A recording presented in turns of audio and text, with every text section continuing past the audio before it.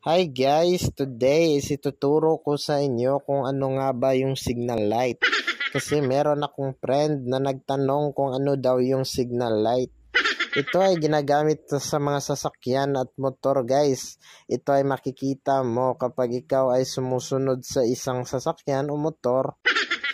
Kaya kung ang isang motor ay liliko sa kanan, sila ay magsisignal light sa kanan guys.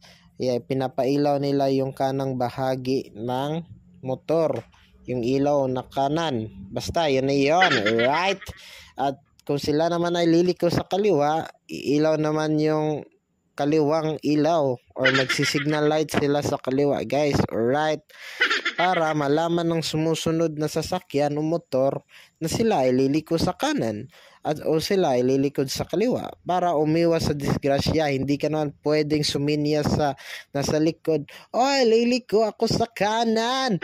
Oy, liliko ako sa kaliwa. Kaya wag kang mag-stop ka muna. Right, hindi naman nila pwedeng sabihin yun para malaman ng sumusunod na sasakyan o motor na sila ay liliko sa kanan o sila ay liliko sa kaliwa. Alright, meron lang mga nakakainis na driver guys, no? Yung mga iba kasi umiilaw sa nagsisignal light sa kanan pero sa kaliwa lumiliko. Nagsisignal light sa kaliwa pero sa kanan lumiliko.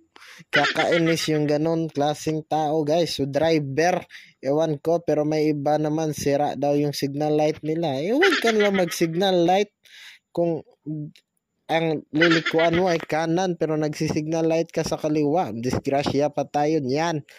Right, nabatal man yan. Yeah, goodbye. Right.